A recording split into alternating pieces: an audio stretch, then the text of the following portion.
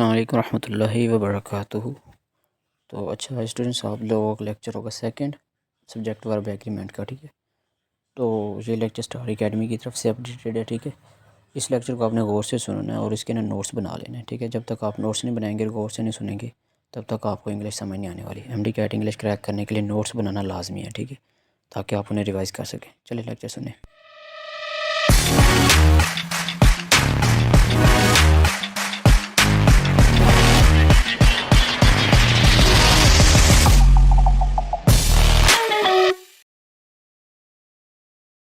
बिस्मिल्लाहिर्रहमानिर्रहीम, अस्सलाम वालेकुम, welcome to stars academy, head of Johar town Lahore. Dear students, आज यही है कि हमने इंशाल्लाह इस टॉपिक को कंप्लीट करना है। कल हमने जो पढ़ लिया था वो मुझे आप थोड़ा सा बताएंगे कि हमने कहाँ तक पढ़ लिया था, कंप्लीट हो गया था वो हमारे पास, समटाइम सिंगुलर समटाइम प्लूरल। हाँ, तो दैट वाज द लास्ट। अच्छा, अब इसके बाद जो है ना हमने डिस्कस करना है परसेंटेज और फ्रैक्शन और पोर्शन, इनकी डिस्कशन करनी है। देखिए, अगर आप बात करते हैं किसकी, परसेंटेज की,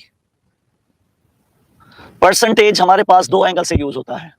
एक है अकेला परसेंटेज, वर्ड परसेंटेज आ जाते हैं अकेला, और दूसरा है आपके पास परसेंटेज ऑफ। तो इन दोनों को हमने इंटरप्रेट करना है। अकेला परसेंटेज की मैं अगर बात करूं तो इट्स सिंगुलर, ये रहेगा सिंगुलर। और अगर मैं बात करूं परसेंटेज ऑफ की, the noun will decide, singular noun है तो ये सिंगुलर वर्ब लेगा, और अगर प्लूरल नाउन है तो ये प्लूरल वर्ब लेगा, राइट। तो इसका सेंटेंस हम कैसे बनाएंगे?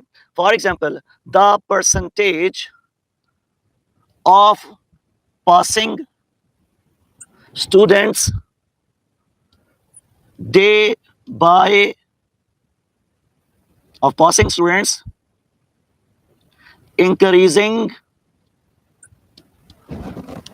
अब यहां पे अल्फा पे इज, बीटा पे आर, चार्ली पे वर, और डेल्टा पे विल। हम लिखेंगे क्या?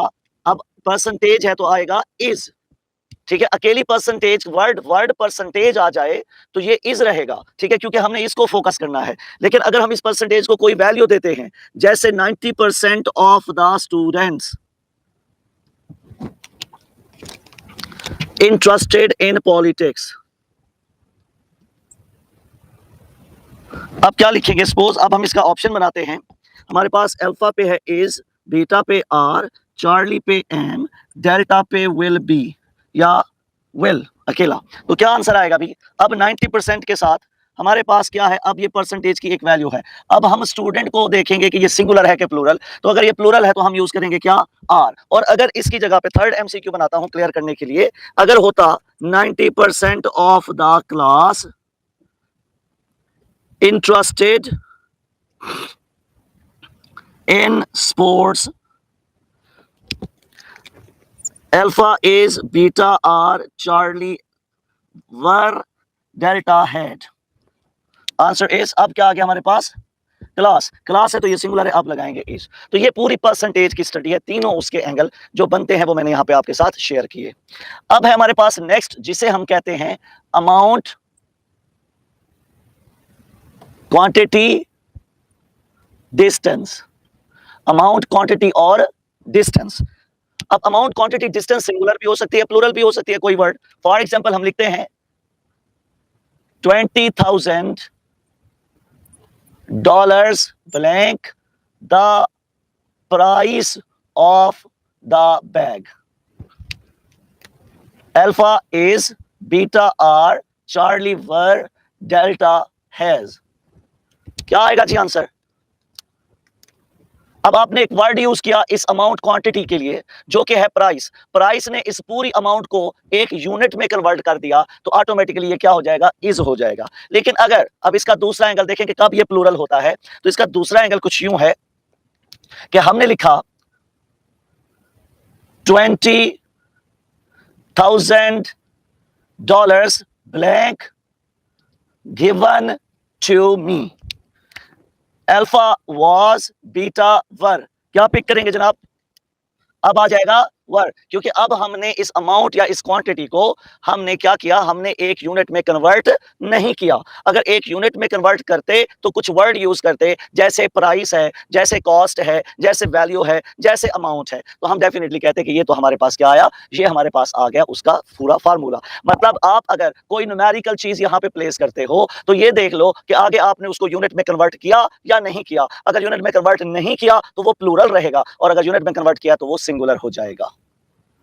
नेक्स्ट हमारे पास है क्या, नेक्स्ट हमारे पास है जनाब हु, विच और दैट को यूज करना as a subject. Basically subject नहीं है, हम कहेंगे क्या, हम कहेंगे कि ये बेसिकली डिस्कशन है as a relative pronoun.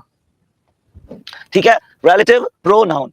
For example देखिए, हु, विच और दैट का फॉर्मूला क्या है। तीन एक्सप्रेशन हम यूज करते हैं, जैसे है हु एम आई, दूसरा है हु इज ही, नेक्स्ट है हु आर यू। क्या इन तीनों एक्सप्रेशन में से कोई रॉन्ग है? कोई भी इनकरेक्ट नहीं है। हु एम आई के अंदर देखें, एम आ गया हु के बाद, यहां पे इज आ गया, यहां पे आर आ गया। बेसिकली हु की अपनी कोई चॉइस नहीं होती, जिस वर्ड के साथ ये यूज होता है उसके अकॉर्डिंगली ये अपना वर्ब सिलेक्ट करता है। हु ने जब कनेक्शन बनाया आई के साथ तो एम लगाया, हु ने जब कनेक्शन बनाया ही के साथ तो इज लगा, हु ने जब कनेक्शन बनाया यू के साथ तो हमने आर लगाया। तो ये इसकी सारी फिलोसफी थी। अब जरा देखते हैं इसका एक सेंटेंस या इसके pattern. For example, Ali is one of the students who, अब ब्लैंक आएगी यहां पे, going abroad। अब देखना है जी ऑप्शन इसका, is beta, was Charlie, were delta, has। अब देखना यह है कि इस हु के बाद हमने कौन सा वर्ब प्लेस करना है। हु किसके साथ कनेक्टेड है? स्टूडेंट्स के साथ। और अगर स्टूडेंट्स के साथ कनेक्टेड है तो स्टूडेंट तो प्लूरल है, और अगर ये प्लूरल है तो इसका मतलब है यहां पे वर्ब वो आएगा जो स्टूडेंट के साथ टैली करता हो, क्योंकि ये बात तो हम जानते हैं कि हु का अपना कोई वर्ब सिलेक्शन क्राइटेरिया नहीं होता। जब इसका अपना कोई वर्ब सिलेक्शन क्राइटेरिया नहीं है तो ये इस वर्ड के साथ ज्वाइन होकर अपना वर्ब कंप्लीट करेगा, अपना रेफरेंस जनरेट करेगा। तो हाँ जी, कौन सा है? अली इज वन ऑफ दो स्टूडेंट्स हु, क्या लगाए, इज लग सकता है? नो। वाज लग सकता है? नो। हैज लग सकता है? नो। द आंसर इज वर। अच्छा, इसका आप एक और शेड देखें, वो शेड क्या है जे, देखो, Ali is one of the students who blank going abroad, right. अब अगर यहां पे हु का रिलेशन किसके साथ है? स्टूडेंट्स के साथ है, जो कि डेफिनेटली एक से ज्यादा हैं, प्लूरल हैं, तो उसके मुताबिक आएगा। आपके जहन में जो बात आ रही है वो मैं अभी एड्रेस करने लगा हूं, और वो क्या है? सपोज इस सेंटेंस को थोड़ा सा चेंज करते हैं, Ali is the only one of the students who going abroad. ठीक है, अल्फा पे इज, बीटा पे वर, चार्ली पे हैव, डेल्टा पे आर। अब क्या लगाएंगे?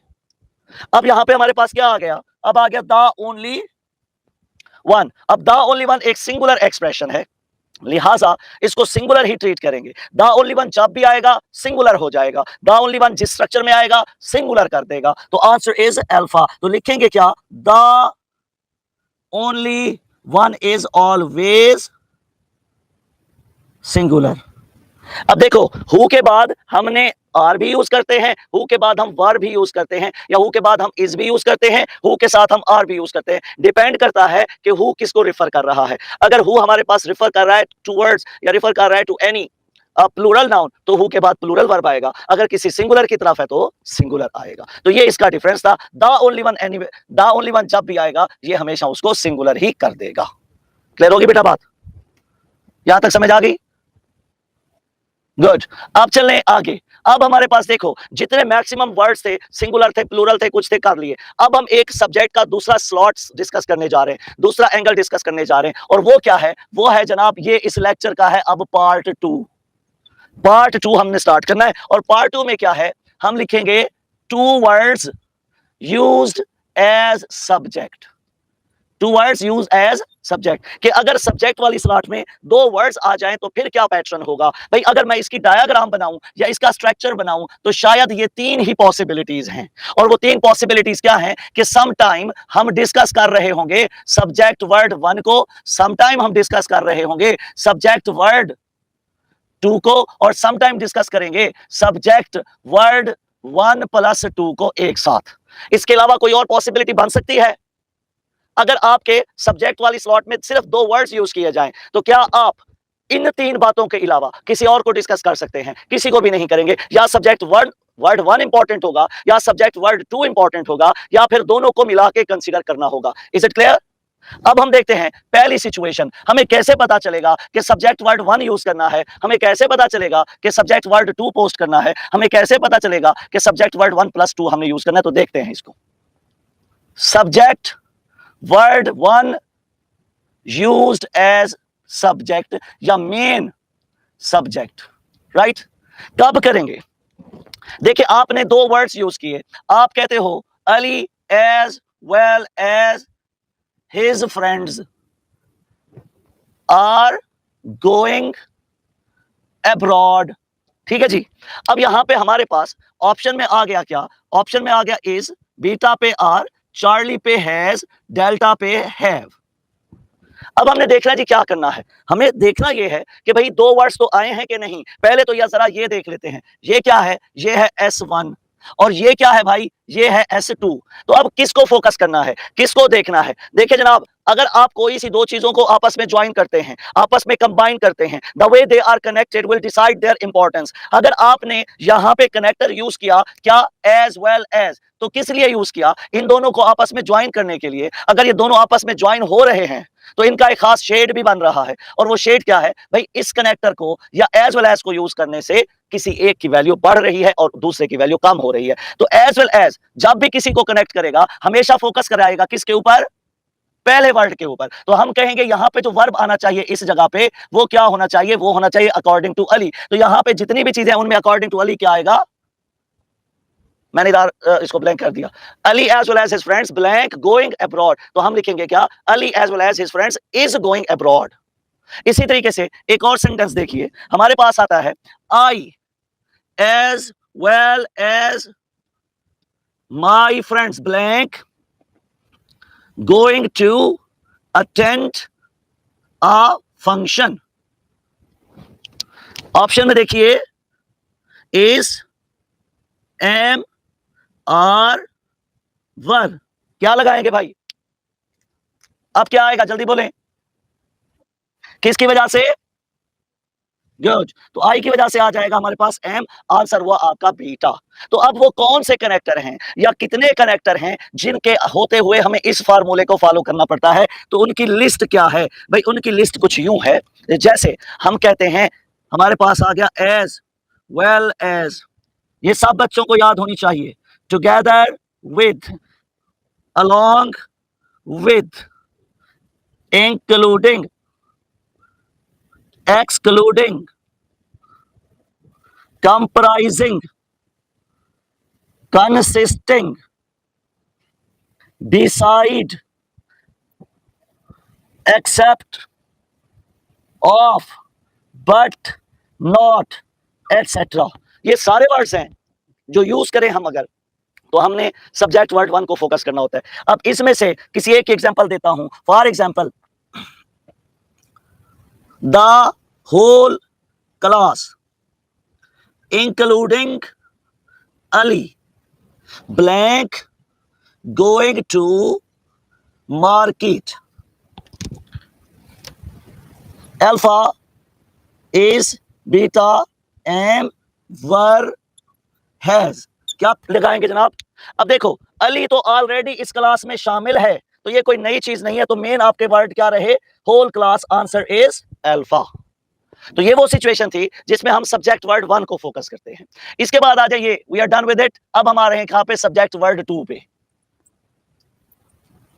सब्जेक्ट वर्ड टू, डेफिनेटली अगर सब्जेक्ट वर्ड वन को कंसीडर करने के लिए कोई हमारे पास कनेक्टर की वैल्यू थी, तो इसी तरीके से कुछ जगह ऐसी भी होंगी जहां पे सब्जेक्ट वर्ड टू को हमने फोकस करना होगा, उसमें हमें कनेक्टर बदलने पड़ेंगे। क्यों बदलने पड़ेंगे? क्योंकि कहीं ऐसा ना हो कि ऐसा कनेक्टर लगा दें जो सब्जेक्ट वर्ड वन के लिए यूज होता था और हमने उसे सब्जेक्ट वर्ड टू के लिए देख लिया। तो वो सिचुएशंस क्या हैं? पहले तो सेंटेंस देखिए, either Ali or his friends going abroad, is or am was। हाँ जी, अब देखो हमारे पास हमने कनेक्टर चेंज किया अली और आइदर के साथ। इसका मतलब क्या है? कम से कम ये वो वाला फंक्शन तो नहीं दे रहा जो एज वेल एज देता है। एज वेल एज अगर पहले की इंपॉर्टेंस देता था तो आर के साथ हमारे पास क्या इंपॉर्टेंस बनेगी? हम दूसरे वाले की इंपॉर्टेंस बनाएंगे, और अगर दूसरे वाले की बनाएंगे तो वो हमारे पास प्लूरल वर्ड है, और अगर प्लूरल है तो हम इसके साथ यूज करेंगे क्या? आर। क्लियर हो गई बात? अच्छा, जिन बच्चों को डाउट है तो इसको थोड़ा रिवर्स भी कर सकते हैं। आइदर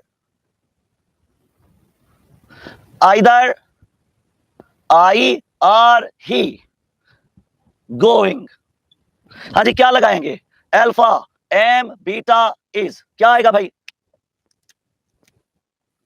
जो आर के बाद है, क्योंकि ये हमारे पास S1 है और ये हमारे पास S2 है। जो S2 है उसके अकॉर्डिंगली हमने अपना वर्ब पुट करना है। भाई कितने वर्ड्स हैं जिसमें हम ये काम करते हैं? लिस्ट हम बना लेते हैं कौन कौन से हैं। ज्यादा नहीं है, only 3 pairs are there. One is called either or, second one is called neither nor, third one is called not only और बट आल्सो। तो ये सारे के सारे वो पेयर हैं जब आप सब्जेक्ट वर्ड टू को फोकस कर रहे होते हैं। ये सिचुएशन भी हो गई क्लियर।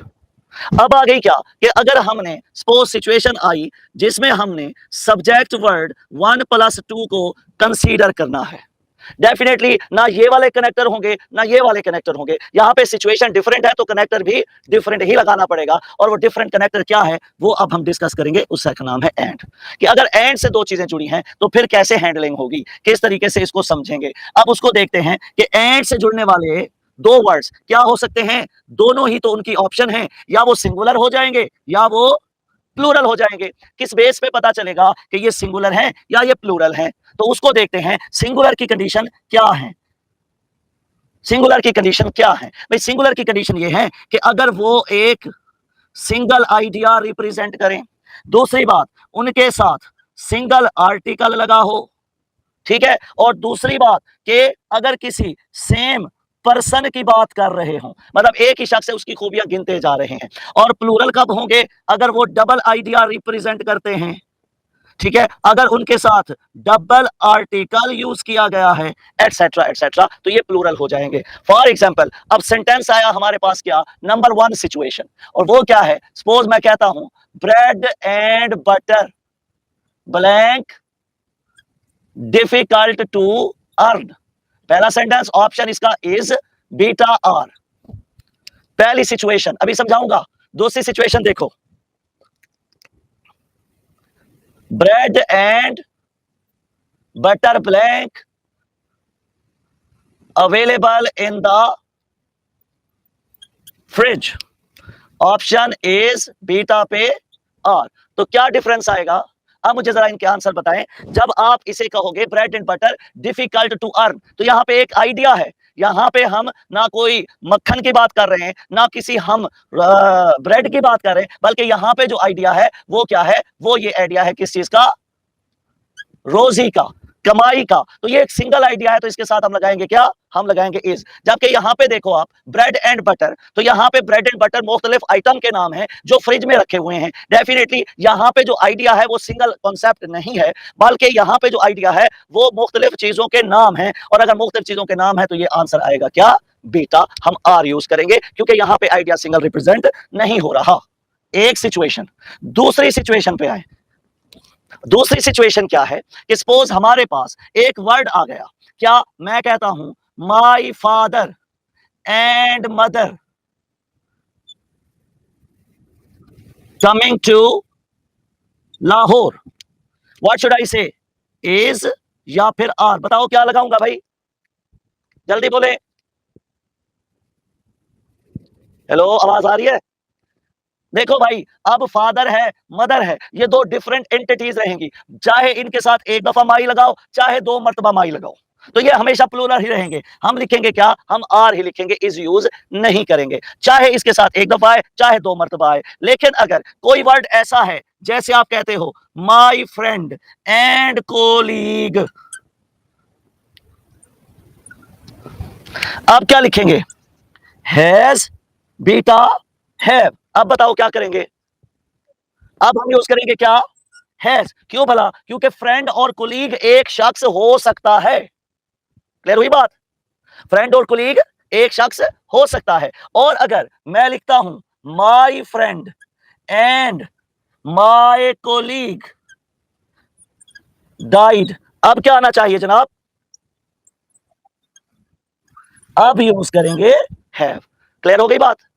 तो इसके साथ अब ये तो आप कह सकते हो कि सर आपने माई लिख दिया, आर्टिकल तो नहीं लगाया। आर्टिकल भी लगा देते हैं। The professor and scholar died. अब क्या आएगा? अब यहां पे एक आर्टिकल है, द हमने एक मरतबा यूज किया, तो आंसर आएगा हैज।